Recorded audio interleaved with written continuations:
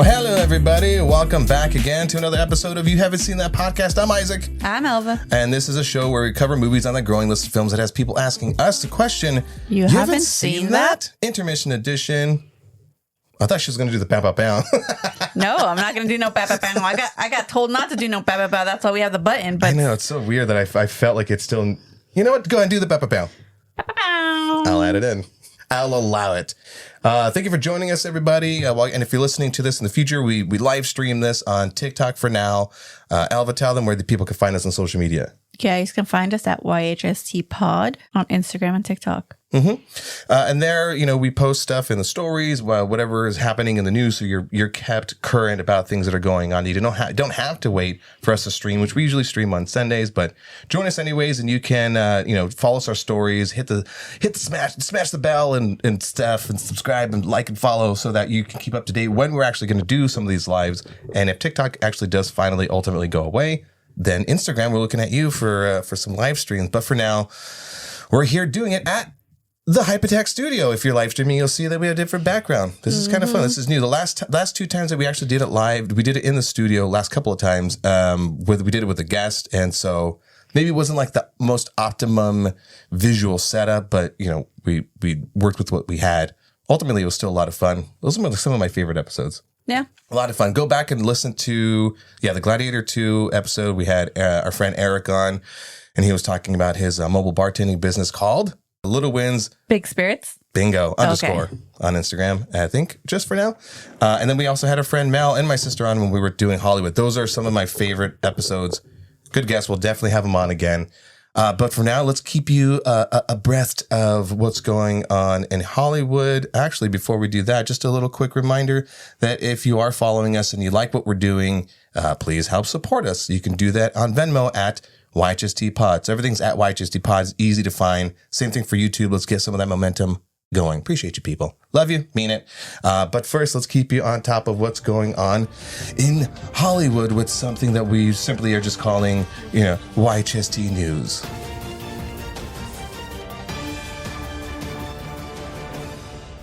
I got to work up to that whole thing.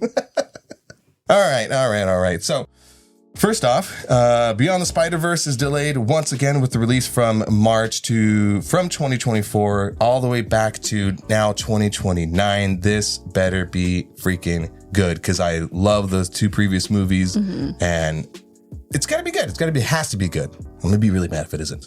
What do Austin Butler, Zane Phillips, Michael B. Jordan, and Taron Egerton have in common? Well, Disney has... I was going to answer. They run around in my dreams? No. Besides that, officially contacted them for the live-action Hercules. Okay. And who's directing that one? Guy Pearce and the Russo brothers. Oh, really? Yeah. Sweet.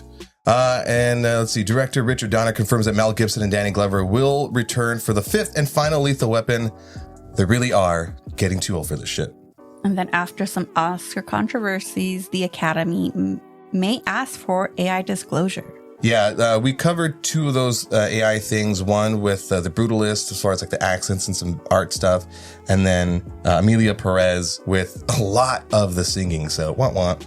And for those of you nerds, since we're in the Hypertech Studio, we have to mention some of the stuff that Shang-Chi and Doctor Strange 3 will reportedly begin filming in 2026. Sam Raimi is rumored to return for Doctor Strange. I liked how he did the last one. I'm looking forward to the other ones. Freakier Friday officially has a release date of August 5th, 2025. Dude, that's this year.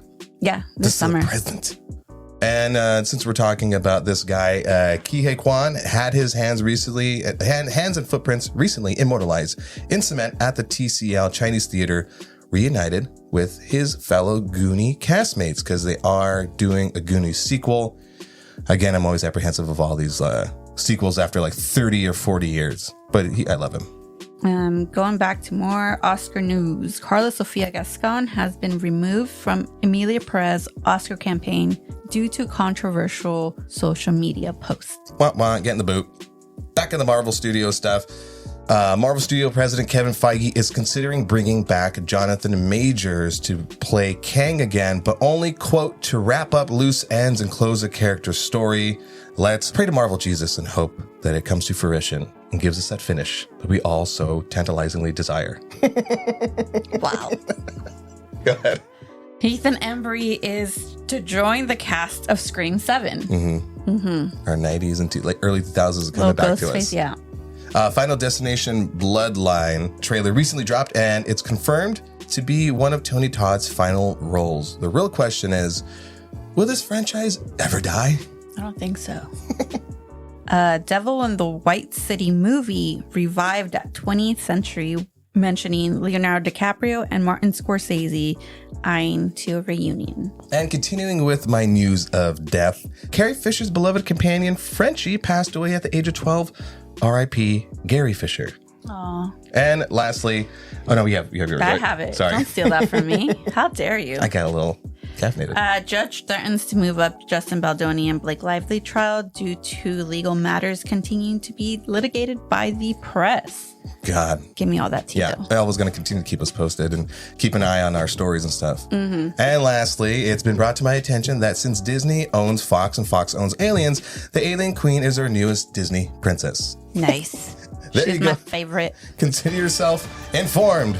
That was YHST News. Ba-bum-bum-bum. You guys liking it? Yeah, there you go. And then a quick little chat about two trailers that did drop. Now, last week we were live streaming and it was still a couple of days out until the Fantastic Four trailer dropped. So it finally did come out and we can give our opinion on it. Do you want to give what your quick thoughts on it? I thought it was a perfect trailer, like a little teaser trailer. I didn't really hate it. I will say that my opinion of how I saw that trailer is that maybe they're focusing on the Thing a bit. Yes. Yeah. Not only that, but it looks like they're focusing more on, he might be like the whole heart of the story, but it feels very family oriented. I was looking at other YouTube channels that broke down more into detail as far as like the source material, that this feels more like the very first rendition of Fantastic Four, all included with their suits and that overall like 60s feel. The retro. Yeah, very retro, but this isn't an alternate universe. And it's going to be one of the first times we're actually staying in the alternate universe. Yeah. As opposed to just like jumping around and stuff. So I'm cautiously optimistic. Like, is this movie gonna make me, excited for Marvel stuff? Meh, kind of just sort of just in the middle, kind of sort of not really, yes-ish. Again, I'm still praying to Marvel Jesus, but am I going to go see it? Absolutely. You got to be out of your mind if I'm not going to see it. It's just Fantastic Four. I mean, it's already on my shit list. So I'm not excited, but I will go see it for Pedro Pascal. Oh, yeah. That's about it. A lot of Easter eggs in the trailer. Yeah, I'm okay without them. But I mean, like, as far as the trailer, it had that, what I feel was like a perfect mix of not revealing too much, but letting you know what this is a tone, this is a feel, this is a story that we're going for. Here's the big bad. Here's a couple of other people, but it's not like how I complained about in the previous podcast with other trailers. Just here's literally the entire movie. So I thought it was a decently put trailer. And speaking of well-made trailers, the Jurassic World Rebirth trailer dropped. I fell off of the Jurassic World movies after the first one. I don't even think I saw the second one. I heard bad things about like the latest one where all the original Legacy members came back on, including Jeff Goldblum. I didn't like the reboots at all, so y'all can hate me for that, but it's fine. Whoa. Don't yell. Jurassic World, it's not really, I wasn't really excited to see the trailer, so I kind of I guess I was about it. I don't know, it didn't get me excited to let's go see it again, or all right, I guess I can watch the other ones to connect everything or something. No, I'm fine. I think I'm okay. And especially with Chris Pratt, he was so huge in Hollywood that it felt like one of those, it very much felt like a money grab thing. But we're not talking about those. We're talking about this one. This is it's a continuation. They're all continuations. But what made me interested in it is my girl, ScarJo, looks to be starring in it. Scarlett Johansson. And yeah, I know who ScarJo is. And she's running in my dreams. And it's going to be directed by Gareth Edwards, who directed Rogue One and he directed The Creator, which are two fantastic fucking movies, which I've said before in previous podcasts, hype and YHST alike. So those are the things that are making me excited. In fact, I saw in an article that Gareth Edwards was thinking of taking a break after whatever the last movie that he did. It might have been The Creator. And then he was presented this script and saw, well, I gotta come back and do this. I got emotional for a second. imagine being a director. You're doing all these other fun and creative things. You got to direct a Star Wars. You got to do your own sci-fi thing, which is amazing. That was a good movie. Again, the creator is fantastic. Yeah, watch that one. But then to get introduced or presented a Jurassic World movie, yeah, hell yeah. And Scarlett Johansson is going to star in it. Why not? Yeah, I guess. I don't know. It's also part of my the reboots, I guess, may go in that pile of movies for me that were like meh. Yeah, I feel that. Here's the thing, like, really quick, we are in this era, we have been in this era of sequels, prequels, sequels, continuations, reboots, you name it, different timeline, different reimagining.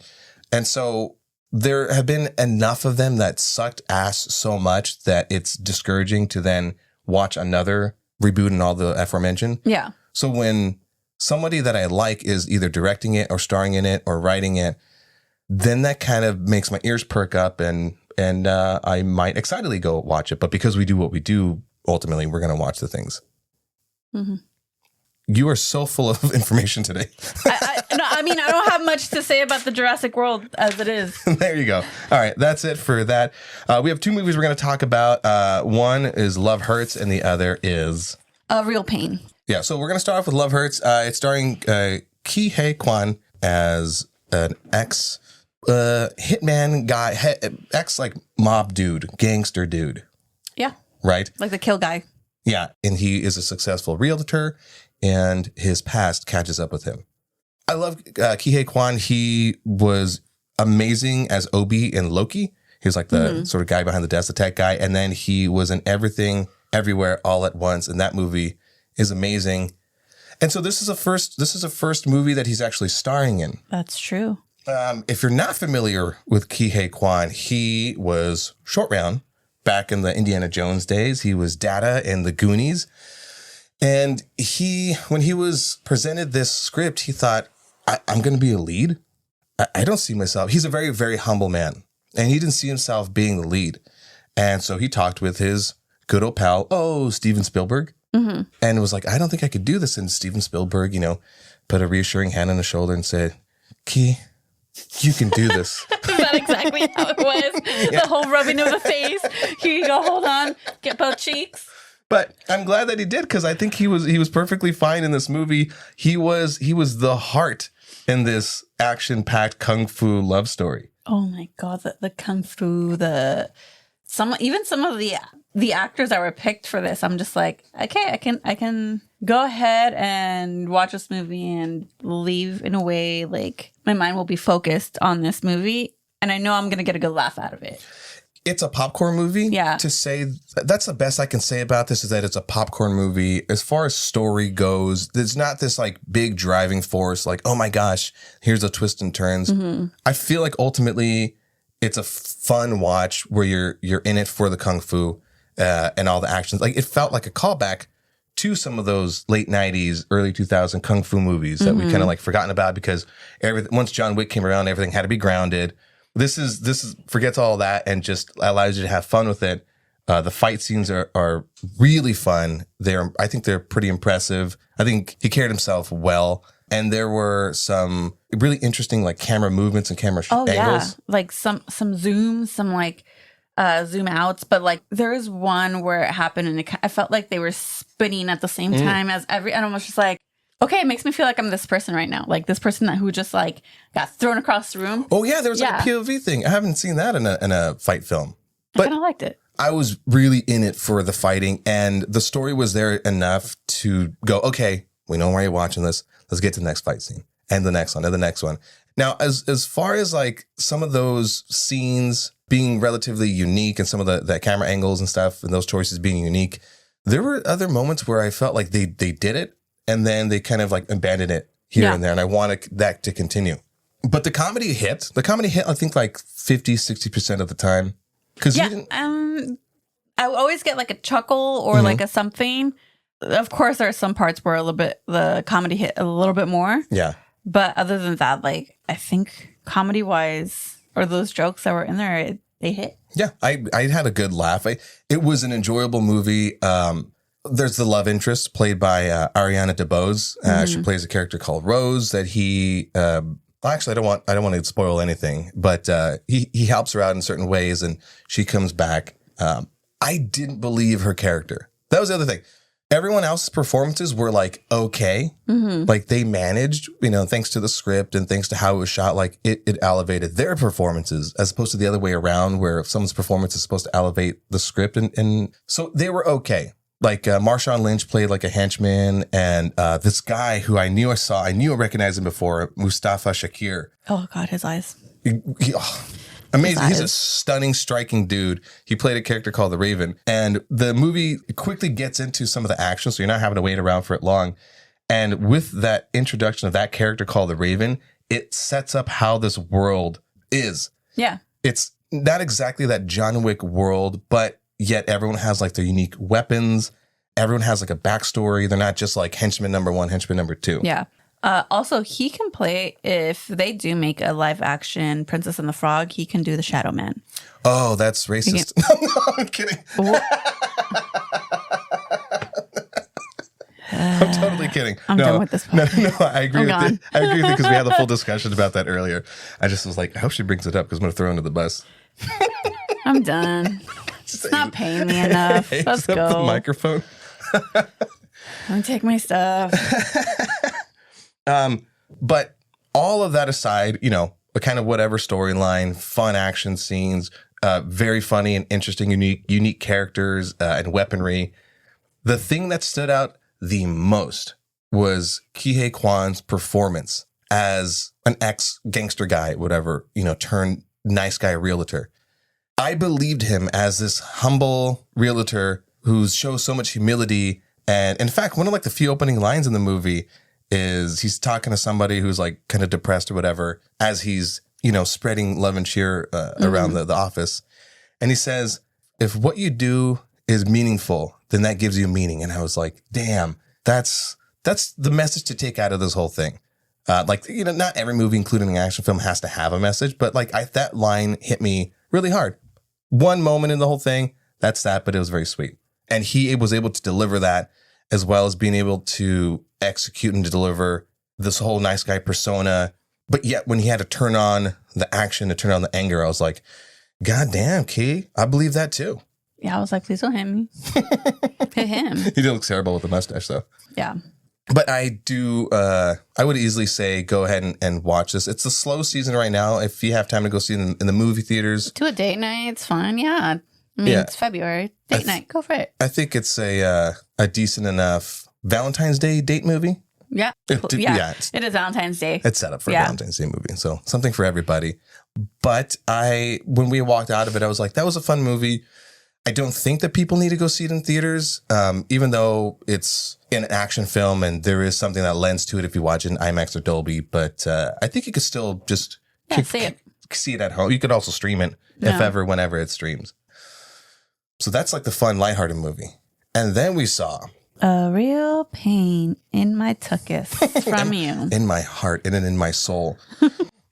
This movie was on our radar for the longest time. And unfortunately, we didn't get around to seeing it any earlier to provide an earlier review because I think it's already out of theaters. But it is streaming. On Hulu. Yeah, streaming for free on Hulu if you're subscribed to Hulu. And it's one of my favorite dramedies. It's a drama/comedy. Yeah. Go ahead. So it's a mismatched cousins reunite for a tour through Poland to honor their beloved grandmother, but their old tensions resurface against the backdrop of their family history. Dun, dun, dun. What were your expectations going into this movie? Other than hearing that everybody loved it, it was nominated for the Golden Globes, nominated for Oscars and Critic Choice, winning some awards in those. Well, I wanted when this whole thing is, Kieran Culkin didn't want to do this movie. Originally, he didn't want to do this movie. It wasn't until Emma Stone told him, you're going to want to do this movie. So once I heard that, because he said in an interview, I was like, what did she see in this movie that made her convince him to go see this movie? Oh, interesting. Go do this movie. Yeah. Yeah. So at that point, I was just like, I'm intrigued. And I think it was just like some interviews here and there. And I was like, okay. But mostly the trailer didn't really give much of the movie. But I remember when we did go to the movie theaters and the trailer popped up, I was like, we need to see this one. And we just never got around to it. And I'm extremely happy that we saw it. It's a pretty layered movie because it handles family, it handles family trauma, generational trauma, mental health, tension between family members, maybe a falling out of here and there, substance abuse, things that were so real that, you know, at face value, the way that this movie is introduced, the way that it opens, it seems like you're going to watch a sort of version of Planes, Trains, and Automobiles. It kind of has those, some of those notes, not exactly beats, but some of those, this flavor of notes of Planes, Trains, and Automobile, where there's the straight man, Jesse Eisenberg, who plays David, and then Kieran Culkin, who plays, I guess, you know, Benji. Benji, who's kind of like, you know, if you call like the John Candy character, who's the kind of wild card, troubled, mental, but he, and you know, it's sort of like introduced quickly that he says inappropriate things, but yet does it in such a charming way that you're like, oh, Benji. Oh, it's just Benji being Benji. This guy. Oh, shoot. And I thought, and literally within the first couple of minutes of the movie, it sets it up in a way that I wasn't expecting, where you think, okay, he's a straight man, he's a wild card, he's going to pull the wildness out of the straight man, maybe teach the wild card a little bit of civility, you know, but as the movie progresses, you see that they have more in common than you expect. And I don't want to say too much about this because as the characters unfold, they're much more complicated in ways that I can relate to, in ways that I've seen friends and family members present. I do remember when we were watching it, I was just like, since we were at home, I can actually like give you like little snippets of like what I'm thinking about the movie. And there was a moment where it reminded me of like me, and the I don't remember what character was you at that moment, because as we're watching the movie, I can relate to both characters, and depending on the scene that was going on, I'll be like, that's Isaac. And then be like, Isaac's over here. Now I'm this person. Now I'm this character. And it was a scene when Jesse Eisenberg was like having a moment with socializing with people. And then Kieran Culkin's like, hey, by the way, just wanted to say, thank you for being around people, which I've done that to you after events sometimes. Oh, yeah. I'm just like, hey, thank you for peopling. Yeah. And I'm Appreciate just like, it. Thanks. Like, it just makes it like seem like, well, now I'm not doing it for myself kind of thing. Cause that's what like the character was like, oh, great. Now I didn't think like they weren't overthinking while socializing. And now like once that happened, like you can tell like that character like inwardly went in and be like, oh, I don't want to socialize anymore, because now I'm being, oh, thank you for coming out. Like instead of like coming out, it's like, thank you for peopling, and be like, well, that makes you want to go back into your shell. What was surprising about this movie was, and again, I don't want to reveal too much, but suffice to say, this isn't a movie where at the end everybody changes into like the opposite person. This is something where they are certain and confident in their own individuality, in their own personality. And I respected this movie for that greatly, because like I struggle with that, where I'm like, oh, should I be more anxious? Should I be more outgoing? And no, the answer is I should be okay with whatever my core is feeling like. And this movie at the end is sort of a message on that, of like acceptance. Yeah. Of the other person, acceptance of yourself, and kind of, you know, executing that let them theory, that you can't save everybody. You can't change into what everyone's gonna like. You can't fix what's broken. And you just have to let that person live their life. Because on paper, and you'd have people go like, why aren't you out there helping them? Because you can't help somebody that doesn't want to be helped. The performances. Obviously, the standout is Kieran Culkin as this like really charming guy. And he does this in such a fantastic way, which you've probably seen in interviews. So that makes this movie feel like basically they are a version, an amplified version of themselves. I think he just played himself, to be honest. Well, well, minus, you know, some of like the obvious like heartbreaking parts. It feels like them, but amplified like times 10. Oh yeah, except for like Jesse Eisenberg, which I just always feel like he's always like very anxious, because in interviews he's always either moving his hands a lot. Yeah. And that's something that I can relate to, where I'm like kind of like in a way fidgeting sometimes, and I'm not like, okay, great, now I have to do this. I'll like, you know. Have you seen that red carpet moment where Culkin and Eisenberg are on the red carpet and they're like taking photos together, and I guess you can kind of read their lips, or you can hear some audio where I think Eisenberg was like, how do you do how do you do this? He's like, I don't know. I'm all right. I'm nervous. He's like, you're nervous? He's like, yeah, I'm nervous. It's like, really? You don't show it or something like that. Yeah. I seen that. That's their personality. That's their dynamic through this whole film. And I feel like that's how Jesse Eisenberg wanted to write this, because this is his movie. It's both written by him and directed by him. The writing in this is so freaking good. Every shot, music used, the scenes, the structure of everything is so thoughtful and so well thought out.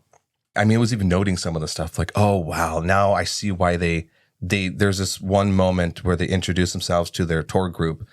And it's a quick one shot of Eisenberg and a quick one shot of Culkin as a sort of like, hey, audience, here's a snapshot of these two people. Remember that, because we're going to show you something similar, come back around to it, and you're going to view them differently from their journey as you reveal more of their bit of their backstory, which at so many moments and so many turns was heartbreaking that, again, for mental health reasons, I could relate to Culkin. Yeah. I did like, and I told you as well, I did like the mental health medication representation of it, where it wasn't like that character was abusing it. It was like, no, like it was actually being taken at the correct times and stuff. Like you can tell that person was not abusing it, but that person was using it as part of like them just trying to get better. Yeah. It's their self-care routine of their day. And it's really rare to see that in movies, because in all these movies you get characters just popping pills or like all these other things. But for them to kind of show it in a way where it's helpful for that character, it's different. They do that, by the way, throughout as the movie goes on, they continue to plant these little seeds that pop up later on. You know, so sort of they set up the plans and then they fulfill them. But it's a movie that I would like to rewatch because you can dissect it. The family aspect of it, the mental health aspect of it, the generational trauma and travesty. So one of the really big parts of the movie is, Alva said it in the introduction of the movie, is that their grandma passes away, and it was in her will that she wanted both of these cousins to visit her homeland in Poland. They were Jewish, so they go on this like Holocaust tour. And they experience, and I love the tour guide and some of the people amongst the tour, you recognize some faces. One that I didn't recognize because years ago she got a nose job, Jennifer Grey. Oh yeah. Yeah, Jennifer Grey's in that. And I did not recognize her. She's wonderful in this, but all those side people are exactly that. They're side characters. So they're going along this Holocaust tour, and it's really building it up as you're exploring these characters. And they have their moments of falling apart, and you see why they love each other, or why they fight, or why they maybe weren't talking with one another for a long period of time. And it's heartbreaking. And I think the reason why the movie is called A Real Pain is because no matter all the things that we're dealing with and how we deal with it and when do we decide to deal with it, there are bigger fish to fry, so to speak. And some cultures and some people come from bigger, actual real pain. And the way that Eisenberg constructed the scene when they finally visit the concentration camp. Oh, yeah. No music, hardly any dialogue. There's these moments where the characters, you see their reactions first. Because this movie ultimately is like a microcosm about the human experience, whatever that may be, to whatever extent. And so you see their reactions first, and then you see what they're reacting to allow you your own honest reaction. And I think I teared up by the end of it, by the end of that whole concentration camp scene. It's also the way how they would pan to like certain things as they're like the minimal dialogue that was in there was kind of like, in a way, that scene made it seem like you were in the tour with them. I don't know if that's how they wanted you to feel like, but with that minimal dialogue and those panning to certain areas and stuff, it just made it more impactful. I've not been on any kind of Holocaust tour. Obviously, through movies and TV shows and some documentaries, I'm aware of it. But to see an emotional impact of something so tragic shown through later generations, through just the silence, like it speaks for itself, so to speak. Have you been to the Tolerance Museum? No. Oh, I will be taking you there. Okay. Yes. Why yes. are you guys here? Saw RealPain. Thought I wanted to check it out. Yeah, no. I remember going on a field trip, I think in middle school or something, and we went there. It was very kind of like kind of a little shaken. Yeah. Yeah. But we'll take you there, and then we'll let them know when you liked it. But it's everyone's outlook. So in their tour group, you got people from different walks of life. Most of them are all Jewish. There's one person who converted to Judaism. He's from South Africa. Still has that same feels that same pain. Because him and his family survived a genocide. Yeah. So you get everyone's point of view from different status and how they're viewing this thing. Again, a microcosm on like the human experience, the human tragedy, if you will.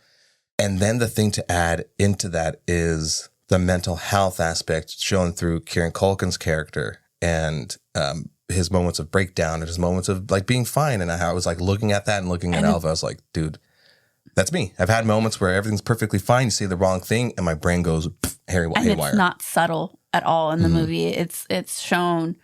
And I'm just like, oh, dang. Yeah, no. I relate to was it Jesse Eisenberg's character more because he has to, throughout this trip, he's dealing with like these mood changes.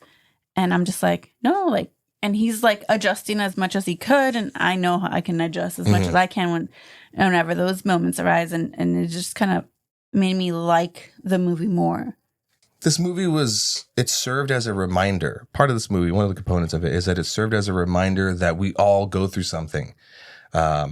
Even if it may be small to us, that we react to it sometimes very viscerally, no matter what like our past tragedies may be. And that, not to be cheesy about it. This is me being cheesy about it, but that we all need to kind of take a beat and take into consideration that, well, I might be going through something, take a beat, listen to somebody. I think one of the lines Culkin says is, nobody wants to be alone. Nobody ever wants to be alone. Somebody's like, hey, could you just leave me alone for a second? It's like, nobody ever wants to be alone. Even in the moments where I'm having that moment is I don't actually want to be alone. If you could just be there near me, you don't have to say anything. You don't have to do anything, but just make your presence known is huge. And, I know it sounds like a downer, but, to bring it back to like the fires in LA, that's one of those things where it felt like the neighborhood did come together to remind everyone that suffered in those tragedies that no one is alone. And there's always a helping hand. So, yeah, this movie is big. I want to watch it again. It stuck with me. And I think it might be, it might be one of my favorite dramedies/drama of 2025. I really freaking liked it. As soon as we were done watching it and after we were done talking about it, I texted a couple of people. It's like, oh, my God, whatever movie you're going to watch next, make it a RealPain. It's streaming on Hulu, please. So that's what I think about that movie. Yeah. I had a terrible dismount of that. Huh? I was like, where are we going from here? No. Any last thoughts about that movie? No, I just say go watch it. It's really also watch it. Maybe don't get too comfy when you watch it. Like don't get so comfortable to where you're like, I know some people when they're watching at home can like maybe get a little too comfortable on the couch and nap. I did not nap through this one. Yeah. I will say. But yeah, just make sure you're comfortable enough to where you watch it and actually pay attention to the movie, not be on your phone and do it like, put your phone down and actually pay attention to the movie. Yeah, this is a thoughtful movie where every shot, every scene, everything informs the story, informs the characters. Even from, again, like I said, the opening shot mirroring the closing shot, it being the same thing, literally the same shots, but now your brain is in this different place. Yeah. Fantastic movie. I really hope Eisenberg wins something at the Oscars, either of them winning Best Actor, Supporting, or at least, Best Screenwriting. Oh, yeah. Yeah. Definitely. I had no qualms about this movie. Mm-mm. So going back to it, love hurts. See it, but you can stream it at home. A RealPain, absolutely watch that and pay the fuck attention to it. Yes. But then now that means that we move on to our segment that I call YHST Gets Fresh. Ooh. Yum. Every other episode, me and Alva guess the Rotten Tomato critic and audience score, as well as giving our own rating of these movies that we just talked about, from 0 to 100, 59 and below being rotten and 16 and above being fresh. Mm-hmm. It is my turn. Sorry, Bob. Yes, it is. Movies. Don't look at my screen. I'm not looking. I already wrote my stuff down because I had to pop some stuff up. Okay, so starting with Love Hurts. What are your thoughts? Let's go.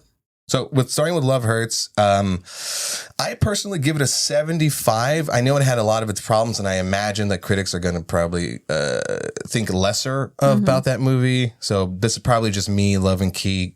Kwan and having fun with the action film. So I give it a 75. I think critics gave it a 65, and I think audiences loved it at an 80%. Okay. So critics gave it a 18. Oh. It doesn't deserve an 18. Come on, people. You gave fucking Emilia Perez a what, 70 something? No, 80 something? I don't remember what they gave it. Fuck right off. Jesus. An audience gave it a 64. It's a really good movie, though. Like, it's good. Really? Yeah, I mean, it's a good, fun movie. I thought at least above 70 for the audience. The fighting scenes were good. Okay.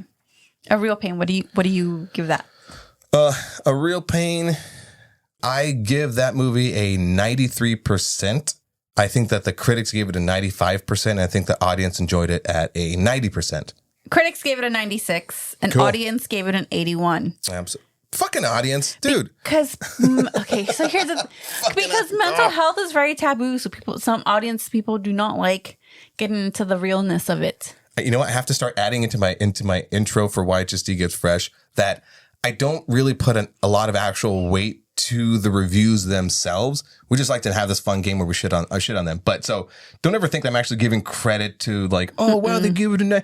But, you know, there's something about when it's so drastically different. You're like, you guys fucking suck. Like, you know what we have to probably start doing is when it's that shitty is going into the reviews and be like, who said what? I'm going to come for you. Like the last time that I did? Yeah. And then I got afraid that they were come after me. And then I realized like, yeah, right. Anyway, so that then does it for YHST Gets Fresh. Ooh. And before we close out the show, you know, we're continuing on the trivia. The last couple of episodes, we were focusing a lot on Oscar and Golden Globe information. So let's bring the fun back with some trivia.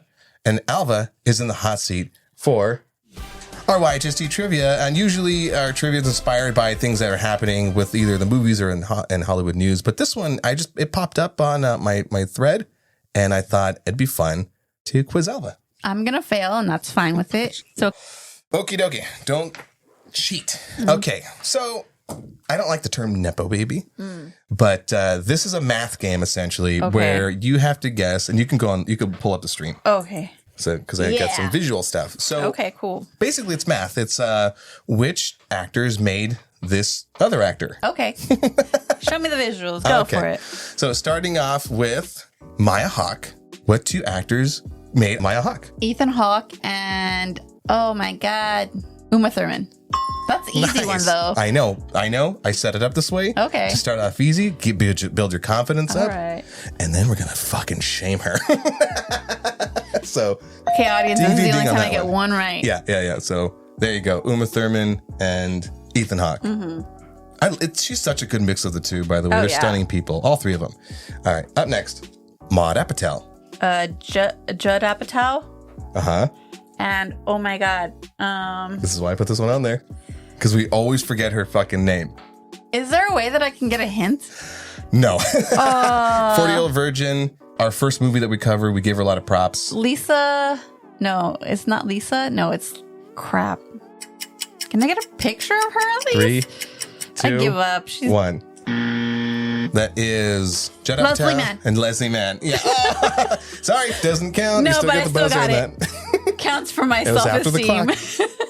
But yeah, she was wonderful. We talked about her in one of them days that we just covered. Up next, Jack Quaid. Jack Quaid has been big in these movies lately, voicing stuff, starring in some TV shows like Dennis The Boys. Quaid. Uh-huh. And the mom. Oh, God. I don't know the mom. You could just beat me now. That is Dennis Quaid and Meg Ryan. I would have never got that one. I didn't know that. I did for a minute and then completely forgot it because that's how my memory works. All right, next. Damn, you picked a weird picture of Dennis Quaid. I didn't pick it. These are made for me. Oh. These are pre-made. There's better ones. Oh, Zoe Kravitz is Lenny Kravitz and crap. It's not the current one. Just, beep me now. Beep? Yeah, go ahead. Buzz me now. And Lisa Bonet, excuse me, no Monet. She is a perfect mix of those two beautiful freaking people. She is, yeah. She's stunning. Up next, Josh Brolin. Now, I cheated with this one because his mom, you wouldn't know her name. I think she was a casting director or whatever. So I want you to give me his dad's name, who was an actor. Okay. And his stepmom that I didn't know was a stepmom. Brolin? Uh-huh. Oh my God. Yes, do me now. I'm not even going to try. He is the son of actor James Brolin and the stepson of Barbara Streisand. Ah, yes. Yeah. Yes, that hair though, that James Brolin's hair is... Dude. And them eyebrows. Oh my God. What happened to his eyebrows? Okay, there's a couple more. So, Ben Stiller. I don't know. Beat me now. Buzz me. His dad was Jerry Stiller and his mom was Anne Mara? Is he somehow related to what's his face from that late night show, Seth whatever Myers? Because they kind of look. He looks similar to that. Yeah. But no, so his parents, I know you know Jerry Stiller from Seinfeld. Yeah. George Costanza's dad. Yeah. But back in the day, his parents were like a comedy duo. Okay. Yeah. Mm-hmm. R.I.P. the both of them. Yeah. Now, I left this one in here. It's going to be a little more difficult because I don't think I'm familiar with Jessica Capshaw. Oh, she's in Grey's Anatomy. She lost her leg never mind, halfway there you through the season and stuff.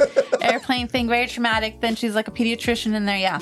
Perfect, I don't then. know nothing. I don't know who her mom is. Her mom's Kate Capshaw. Yeah. So first off, buzz you because you didn't know. But her dad, I mentioned him earlier when we talked about Love Hurts. Yeah, no, I'm gone. Bye. Her dad is Steven Spielberg. Oh. We're teaching you something here today, folks. Okay. I was learning. Second to last, Lily Rose Depp. This is kind of easy for the dad. Johnny Depp and I always forget the mom's name, but the mom was so beautiful. I was my God. Yeah, I'd never seen her mom. No, yeah, Stunning though. Yeah, she's beautiful. I think she's like a model or something. She is. Yeah. You give up? Yeah, I give up. I don't know the mom's name. Johnny Depp, of course, and Vanessa Paradis. Party. All right, and last but not least, Wyatt Russell. Please tell me you know this one. Kurt Russell. Yes. And yes. oh God. Yes. Oh God, the forehead though. The forehead gives life a new meaning. It's an interesting mix of the two. I don't know, to be honest. Why does he still have hair? Goldie Hawn is his mom. Goldie Hawn. Yeah. Hollywood's most favorite freaking couple. He does have her hair though. But there you go. There's our YHST trivia. Nice. Oh my God. They both have great heads of hair. God, what happened to him? Who? Kurt Russell? Wyatt Russell. Where? Yeah. Your hair skipped. He's going to be coming up in the Thunderbolts show movie. Oh yeah. Yeah, he played he's, like the agent, the Captain America replacement. Yeah. So there you have. There it is. Anything else you want to say? Anything else about? He plays the dollar store Captain America. Let's just put it out there. That's how I remember. Any last words? No, just go see RealPain and go see Love Hurts because if you don't, then I'm going to give you a knuckle sandwich. I feel like you've said that in past episodes and I went, knuckle sandwich. I think I have. Yeah. All right, ready to wrap it up then? Yes, I am, sir. All right. Thank you, everybody, for listening. Thank you for everybody who was watching on the stream. Alva, please tell people where they can find us in the future. You can find us at YHST Pod on Instagram and TikTok. TikTok for now. So we'll see how that happens. But again, if you like what we're doing, buy us a bucket of popcorn and help support us. Give me a soda pop. I like dibs and coffee. Do they sell coffee at... yeah, but you can always sneak it in. Not that we have AMC. I love you. Please support us. I do it. But you can support us on Venmo at YHST Pod. YHST Pod everywhere you can find us. So like, share, subscribe, notification bells, follow us, communicate with us. Tell us what you thought about the aforementioned movies. Did you guess all of the Nepo Babies trivia? I did not. Hopefully I'll snip that together and put it together for later viewing. But in the meantime, go watch the big game. And tell us what movies you're excited to see that are on your growing list of movies that have people asking you the question. You haven't seen that? Okay, bye. Okay, bye. Till next week. Bye.